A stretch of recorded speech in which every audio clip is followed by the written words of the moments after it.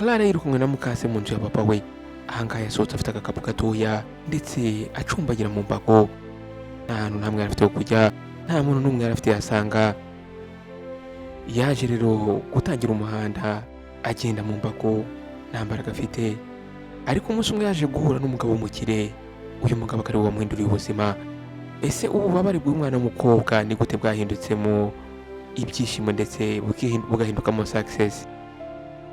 Kugira ngo ukande subscribe ndetse ukande no kunzogera kugira ngo ujye ubasha kubona ubutumwa bugufi igihe cyose kizeho iyindi nkuru, noneho ugendane nanjye nkujyane muri iyi nkuru y'umwana w'umukobwa mutoya.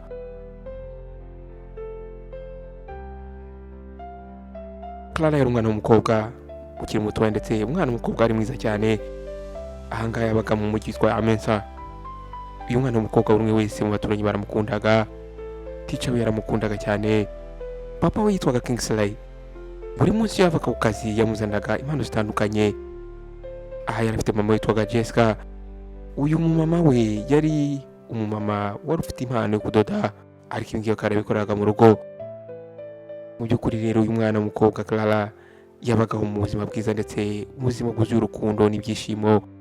Ahangaha rero byaje kugira igitondo kimwe yaje gusanga mama we ameze nabi, nta mbaraga afite. Mama yari yarembye, nuko dogiteri arababwira ati iraza gukira mpumure, araza kumera neza. Ariko iminsi yaje kugenda indukamo ibyumweru, ntabwo mama we yagize abasha gukira. Ariko uyu mama we Jessica yirengagiza ububabare yari afite, akita ku mwana we Clara akamubwira ati my sunshine. Mu by'ukuri uyu mwana yari afite ubwoba. Iyo yabonaga mama ukuntu ameze, umwana yarapfukamaga buri munsi agasenga kugira ngo Imana ifashe mama wakire. Papa w'uyu mwana Kingsley buri gihe cyose yabaga ari muri travels, ari muri gahunda z'akazi, yabaga adatuje kubera umugore we wari urwaye. Ariko igitondo kimwe mu by'ukuri Clara yaje kubyuka nabi.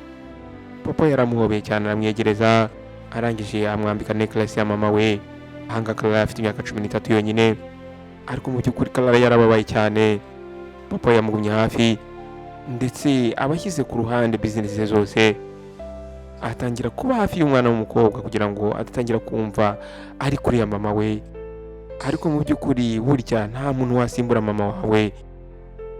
Nuko nyuma y'icyumweru papa we yaje kubona yuko agiye kugira urugendo kugira ngo ajye hanze, ajye muri gahunda z'akazi. Ariko mu by'ukuri yatangiye gutekereza yuko bitaba ari byiza gusiga umwana w'umukobwa ukiri mutoya wenyine. Nta muntu wari usigaye ahangaha kuba yamwitaho cyangwa se ngo amwiteho nk'uko mama yamwitagaho. Nuko umunsi umwe rero abavandimwe baje kumusura. Ahangaha yaje kubakira, babaha ji, abaha ibyo kunywa. Batangiye rero kuganira nawe, basharinga ibitekerezo.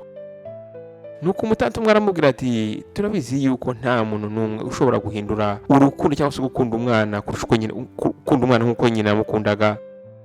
Ariko uyu mwana Clara aracyari mutoya cyane, akeneye umugore umwitaho. Abandi nabo babyemeje gutyo, baravuga bati byanze bikunze umwana w'umukobwa akeneye umuntu umwitaho, akeneye umuntu umugaidinga, umuntu umwigisha, cyane cyane igihe udahari uri muri gahunda z'akazi. Hakenewe umuntu uyu mwana agomba kwibonamo nka mama we. Ahangaha ni umwe mu bavandimwe wari ubivuze nawe. Nuko wa mugabo Kingsley yarabumvise, ntabwo yigize abasubiza ako kanya, ariko amagambo bamubwiye yagumye mu mutwe we. Nuko muri iryo joro ubwo yari ahagaze mu muryango abona umwana we Clara ari asinziriye, yatangiye kongera kwibuka aya magambo bavandimwe bamubwiye. Yatangiye kwibaza uburyo umwana we Clara agiye gutangira gukura, agakura nta mugore uri aho ngaho kugira ngo amwigishe, nta mugore wari uri aho ngaho kugira ngo amwigishe ibyo mama yari kuzamwigisha. Muri iryo joro rero yaje kugira igitekerezo cyo kuba yashaka umugore wa kabiri. Ntabwo yashakaga gushaka umugore uwo ari we wese, ahubwo yashakaga umugore uzaza agafata umwana we neza nk'uko mama yari kumufata. Nuko nyuma y'amezi 9 wa mugabo Kingsley yaje guhura n'undi mukobwa witwa Melissa. Uyu mukobwa ari umukobwa ugira ibyishimo cyane. Ahantu yaje kumusanga ahantu muri kampu ari gukina n'abana. Yaje kumwegera rero atangira kumuvugisha, ariko muri batekereza yuko uyu mukobwa ashobora kuba stepmother wa mwana Clara. Ahangaha yaje kumwegerera muganiriza, nyuma y'igihe gito baje kuba inshuti. batangiye kujya baganira, batangira kujya baseka. Rero byaje kugeraho Kingsley yaje kwereka wa mukobwa Melissa, amwereka umwana we Clara.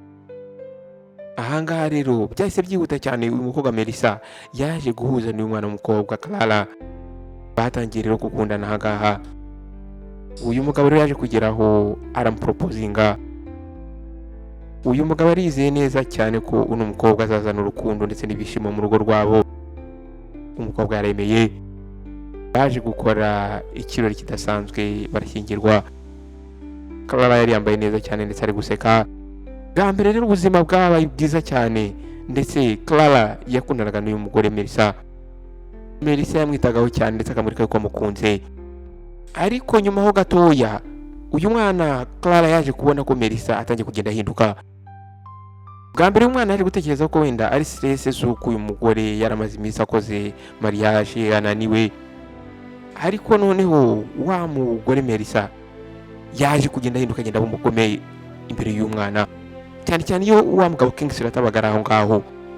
Iyo umugabo ari mu rugo, Melissa arasekaga cyane, akirika umwana ko amukunze, akamubwira amagambo meza, akamuhobera, akamubaza icyo ashaka. Ariko iyo umugabo yavaga aho ngaho agiye mu kazi, agiye hanze, ya myitwarire wa mugore yarahindukaga. Yatangiye kujya abwira nabi wa mwana w'umukobwa Clara. Nuko umugoroba umwe Clara yaje kugura ibyo kurya batari bamutumye ku isoko. Ahangaha ni Melissa rwamutumye. Aho ngaho kuri uwo munsi uyu mugore yamukubise urushyi rubi cyane. Bwa mbere uyu mwana yari yurushyi atari yarigeze akubitwa mu buzima bwe.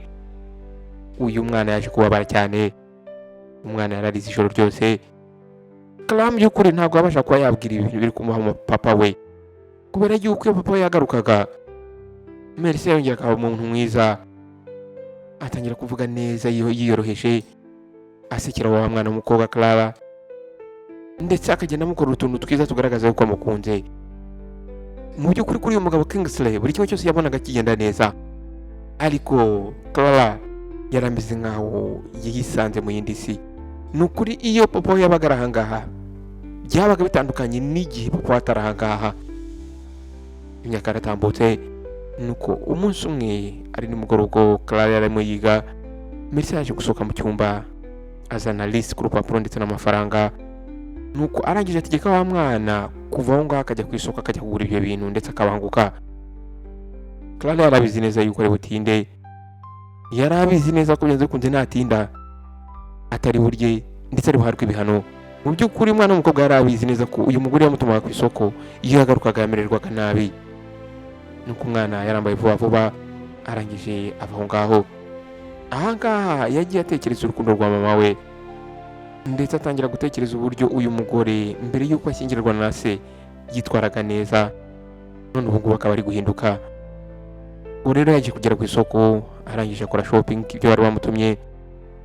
Nuko agarutse ahangaha aje gutega bisi, abona nta bisi zihari. Yagize ubwoba rero bw'uko natinda kugera mu rugo Melissa ari bumukubite. Ahangaha rero yaje guhitamo gutega moto. Ntabwo yakundaga kugenda kuri moto, ariko yarayifashe kubera ubwoba. Ngo yaje kubwira umumotari aho ari kwerekeza, nuko barangije bava aho ngaho baragenda. Nuko bamaze kugenda kilometero nkeya bagiye kugera mu rugo, hari ikintu cyabaye kidasanzwe. Baje guhura n'ikamyo yihuta cyane. Ikamyo yaje kugenda ibegera. Ahangaha rero umumotari yaje kugenda yihunga nawe, nuko arangije agongana na ya kamyo. Buri kimwe cyose cyabaye kigusa ahangaha. Clara yaje kwikubita hasi arakomereka cyane, amagufwa yaramenaguritse. Ahangaha rero abantu baje birukanka, baje gufasha aba banga kuko bari bagize accident. Abantu batagiye kuzenguruka aho ngaho. Nuko rero kubw'amahirwe hari umuntu waje kugera aho ngaho, abona aho mwana Clara. Uyu muntu yari umuturanyi w'aho ngaho bari batuye. Akibona umwana w'umukobwa arikanze cyane, nuko ashyira imodoka ku ruhande ahamagara mu rugo iwabo. Ahangaha yahamagaye Melissa. Ubwo Melissa rero yarageze aho ngaho, ubwo yakubitaga amaso wa mwana w'umukobwa, yahise amwegera ndetse n'ubwoba bwinshi. Umugore yatangiye kurira nkaho bimufashe ku mutima, cyangwa se nkaho ababajwe n'uyu mwana. Clara baramufasha mujyana kwa muganga. Ahangaha abadogiteri batangiye kumwitaho. nuko uyu mugore yaje guhamagara na papa we. Umwana w'umukobwa rero bahise batangira kumukorera operation. Nuko hashize amasaha makeya dogiteri yaje gusohoka arazegera wa mugore Melissa. Nubu dogiteri aramubwira ati ntabwo nshobora kwemeza yuko byanze bikunze uyu mwana w'umukobwa azongera kugenda. Icyo nakwizeza nuko ari muzima, ariko nyine buri kimwe cyose kirashoboka kubera Imana. Ahangaha ni dogiteri wambwiye amagambo.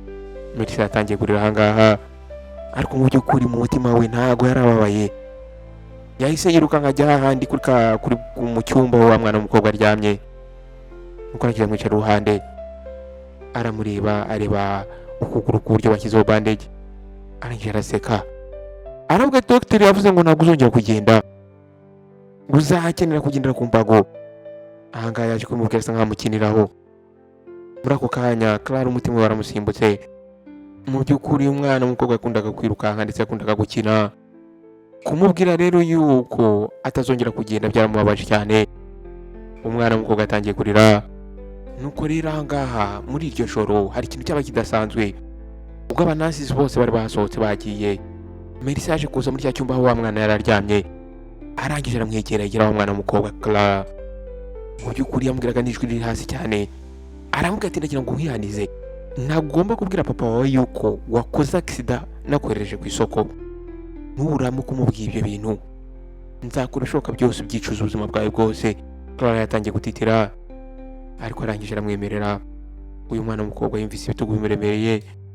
Ntabwo ari uko yarababajwe n'ububabare yari afite mu kuguru, ahubwo yarababajwe n'iri banga agiye kubika, kandi ibanga risa nkaho riri kumushyira mu kuzimu.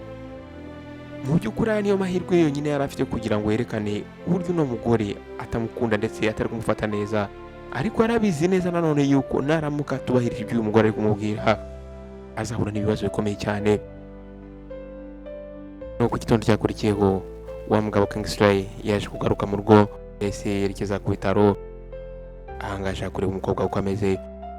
Ubwo rero yinjiraga mu cyumba uyu mwana yaryamyemo, abona uburyo amaguru ye yuzuye bandage. Muri ako kanya umugabo yaje kumva umutima uhagaze. Umugabo yatangiye kurira. Clara yahise yirukanka aramwegera. Niki cyabaye? Byagenze bite? Ni gute wagiye hanze? Ninde wakoresha hanze? Muri ako kanya umutima w'uyu mwana watangiye gutera cyane. Ya magambo wa mugore Melissa yamubwiye yatangiye kugaruka mu mutwe we. Ahangaha rero yaje kugwa mu mutego w'ubwoba ndetse agira ubwoba bwo kuvugisha ukuri. Muri ako kanya ubwoba bwaramutwaye. Muri ako kanya umuryango wese ufunguka. Melissa yahise yinjira. Ahangaha rero byahise biba complicated, byahise biba bikomera cyane nuko uyu mwana w'umukobwa kugira ngo abe yabwira papa ukuri, nubwo wenda yari ashaka kubivuga. Ahangaha Melissa cyagera byahise bihinduka. Uyu mugore Melissa yari yaramubitse mu bwoba. Nuko rero uyu mwana akibona wa mugore yinjiye yahise aseka ariko bya nyirabureshwa. Nuko aramubwira ati papa, nasohotse ngiye kugura snacks, ntabwo nashaka kugira umuntu neza ibibazo ari we wese. Ahangaha papa we yahise yumva agize confusion muri we. Aramubwira ati none se wakagombye kubaza Melissa akaguherekeza cyangwa se akajya kubikugurira, cyangwa se akohereza gateman akajya kukugurira, ntabwo agomba kujya hanze wenyine. Ahangaha rero uyu mugabo atarabaza umwana ibibazo byinshi cyane, wa mugore yahise abegera. Yaje none yitegereza wa mwana w'umukobwa. Nuko umugore yaje avuga ati jewe ntabwo nzi uko byagenze, naje gushiduka uyu mwana yagiye hanze, ashobora kuba yarasohotse, ngewe ndi mu gikoni ndi guteka, ndakwingize muri karuhuke. Ahangaha aya magambo niyo Melissa yabwiye umugabo we. Arangije yegera umwana w'umukobwa Clara, arangije amusoma mu gahanga. Nuko aramubwira ati my love, kumuraza kumera neza vuba. Nuko rero bahise basohoka aho ngaho uko ari babiri baricara ku kagatebe ka bench. Ahangaha mu by'ukuri wa mugore yaje kwitegereza uyu mugabo mu Kingsley, atangiye kubona yuko uyu mugabo ari kudabutinga.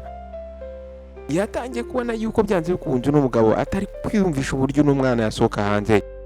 Umugore yahise amubwira ati mfite ubwoba yuko uriya mwana w'umukobwa asigaye afata utwana tw'uduhungu bagendana hanze. Mu by'ukuri numvise amagambo abantu bavuga yuko hari ahantu afite boyfriend, afite umuhungu bakundana, kandi ndabizi neza igihe yakoraga accident yari yagiye kureba uwo muhungu. Wumva ayo magambo, wumve amagambo n'umugore yabwiye uwo mugabo we. mu by'ukuri uno mugore Melissa yarabeshye. Uno mugore aramubwira ati uriya mwana w'umukobwa buri gihe arasohoka iyo utari mu rugo. Nagerageje kumugira inama ariko ntago anyumva. Urabizi abana b'abateenagers uko baba bameze. Uyu mugore yatangiye kumanipira umugabo we mu mutwe. Bwa mbere uyu mugabo Kingsley yaje nk'aho abyirengagiza, ariko mu by'ukuri ntabwo twibagirwa ko Clara yari umwana w'umukobwa. Ntabwo rero byari byoroshye ko uno mugabo yakwizera aya magambo ari kubwirwa, kandi yari afite umwana we niwe wari waramwirereye. Ariko uno mugore Melissa ntabwo yigeze ahagarika, ntabwo yigeze acika intege. Yakomeje kumubeshya abeshyira uno mwana Clara. Ahangaha rero bya binyoma byatangiye kugenda noneho bijya mu mutima we. Ahangaha rero uyu mwana Clara yari ari hano mu bitaro arimo akira. Ntabwo yari abizi neza yuko wa mugore watumye agira agisida agiye kubyara undi mwana. Ahangaha rero uno mugore yashaka kongera kurema indi si hagati y'aba ngabo uko ari babiri. Ahangaha yashakaga kugira ngo arangize icyizere kiri hagati y'aba ngabo uko ari babiri, yaba uyu mwana Clara ndetse na papa we. Rero mbere yuko uyu mwana w'umukobwa bamusezerera mu bitaro, Melissa yaje kumva inkuru idasanzwe. Uwo munsi yumvaga atameze neza mu nda, nuko arangije ajya kwa muganga ajya gukora check-up. Ahangaha rero yaje gutungurwa nuko dogiteri amubwiye ngo atwite inda y'amezi 2. Ubwo rero muri uwo mugoroba yabibwiraga umugabo we. Umugabo yarishimye cyane, biramurenga. Yarishimye ku buryo yishimye uburyo Melissa atigeze abona na rimwe yishimye mu buryo. Yaramuhobeye cyane ndetse atangira kuvuga amagambo meza cyane y'ibyishimo. Atangira kumubwira ibyerekeranye na future yabo. Atangira kumubwira uburyo azishimira guterura umwana. Ahangaha mu by'ukuri Clara yagiye kubona umuvandimwe. Ahangaha nuko aramubwira ati Clara yagiye kubona umuvandimwe. Ariko ayo magambo yarabwiwe n'umugore Melissa byatumye Melissa asa nk'uhindukamo. Igitondo cyakurikiyeho rero Clara bahise bamusezera hano ku bitaro. Yari yaraye yishimye cyane ubwo bamubwiraga yuko mu gitondo ari bubashe kujya mu rugo. Yari abizi neza kandi yari yizeye ko papa we agiye kumwitaho akamuvuza ndetse akamwereka urukundo nk'urwamwerekaga mama ataritaba Imana. Ariko kugira ngo amwereke, ubwo yageraga mu rugo ibintu byahindutse. Papa we yahoraga yisekera yishimye ari kumwe n'umugore we. Ntabwo yarishimiye yuko umukobwa we yaragarutse mu rugo, ahubwo yarishimiye yuko Melissa yari atwite. Yicaraga muri salo agatangira gukora massage wa mugore we Melissa, ndetse agakora ibishoboka byose kugira ngo umugore ahore ameze neza. Mu by'ukuri rero Clara byaramubabaje cyane ndetse asa nkaho yabaye rejected. Yabonye ko urukundo papa we yigize kuba yamwereka rutangiye kugenda rukendera. Yabonye ko urwa rukundo rwa shiftinze rukajya kuri Melissa.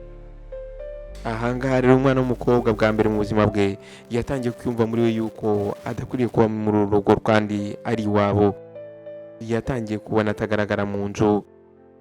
Ahangaha rero ibingibi byatumye umwana w'umukobwa arushaho kugenda yumva kumbura mama we. Yamaraga igihe kinini cyane mu cyumba cye kubera yuko byari bigoye yuko yasohoka. Ahangaha papa we yagaza kumura mu cyumba akamureba bakaganira, ariko nta kintu kidasanzwe yamubazaga, ahubwo aramubazaga ngo urumva umeze ute. Yarangiza akamusoma mu gahanga agahita yisangira wa mugore Melissa. Ahangaha rero umugabo yari yizeye neza cyane ko uno mugore Melissa yita kuri uyu mwana w'umukobwa Clara. Ntabwo rero yigize abyitaho cyane. Ahangaha rero ubwo uyu mwana atabashaga gusohoka ngo ajye gukina yirukanke nk'uko yabikoraga, yatangiye gucreating ikintu gishyashya cyajya kimuha ibyishimo. Yatangiye kujya ashushanya. Buri munsi yashushanyaga ibishushanyo bitandukanye, ashushanya amakanzu, ashushanya style zitandukanye. Ahangaha mu by'ukuri umwana w'umukobwa yishimishwaga no gushushanya. Nubwo atabashaka kuba wenda ibyo ashushanya yabikoramo imyenda ngo yambare cyangwa se ngo abashe kuba yakwidodera umwenda, ariko byaramushimishaga. ahangaha rero yakomeje gusketchinga, yakomeje kudrawinga, atangira kujya ashushanya. Ibi bikaba byaramufashaga kwiyibagiza ndetse no kutiyumva yuko ari wenyine. Nuko rero uko amezi yatambukaga, ya nda ya wa mugore Melissa yatangiye gukura. Ahangaha rero ubwo yari afite amezi 8, uno mugore yatangiye gutekereza uburyo azabyara. Muri we mu mutima yatangiye kumva noneho ukwikunda gutangiye kuzamuka. Ntabwo yifuzaga yuko umwana azabyara azasharinga urukundo na wa mwana Clara yasanze ahangaha muri uru rugo. Ahangaha rero yaje gufata umwanzuro yuko agomba gukora buri kimwe cyose umwana Clara akava muri uru rugo. Nuko igitondo kimwe rero yaje kubona opportunity, ndetse uyu mugore Melissa ntabwo yagize ati igihe, yahise aprofita iyo opportunity. Muri icyo gitondo wa mugabo Kingsley yaje kubona invitation yo kujya mu nama ya business. Ahangaha agomba kuva mu iki gihugu akajya mu kindi. Yaje kubabwira ati rero ngiye kuva ahangaha nzagaruka nyuma byumweru 2. Ahangaha ubwo yavaga hano muri uru rugo mu gitondo, yaje gusekera umwana we Clara, aramubwira ati my love, Melissa azakwitaho, uzaba umwana mwiza kandi nzakuzana ikintu kidasanzwe. Clara yarishimye ko arangije ahobera papa we, ariko muri yo mu mutima we yari afite ubwoba bw'ibiri bumubeho. Ndetse nk'uko yabitekerezaga umunsi wakurikiyeho, Melissa yaje kwinjira hano mu cyumba cya wa mwana Clara. Uno mugore yaje rero yarakaye, nuko aza yitegereje umwana w'umukobwa we yari yicaye ari gushushanya. Atangira kumubaza ati Clara, amafaranga yanjye ari hehe? Clara yamurebye mu maso arikanga, aramubaza ati se urashaka kuvuga iki? Nta mafaranga nigeze mfata, umunsi wose genda ndi mu cyumba cyanjye. Ariko Melissa yaje kwigaragaza nk'aho atari kumwizera. Yaje kuvuga mu ijwi riri hejuru cyane, ndabizi wayatwaye, ntushaka kumbeshya. Uno mugore yatangiye gushinjura umwana Clara. Nuko nyuma yaho ataratuma n'umwana yidefendinga, yahise afata buri kimwe cyose cy'umwana Clara abijugunya hanze byose. Umugore amubwira ati ntabwo wagombye kuguma ahangaha,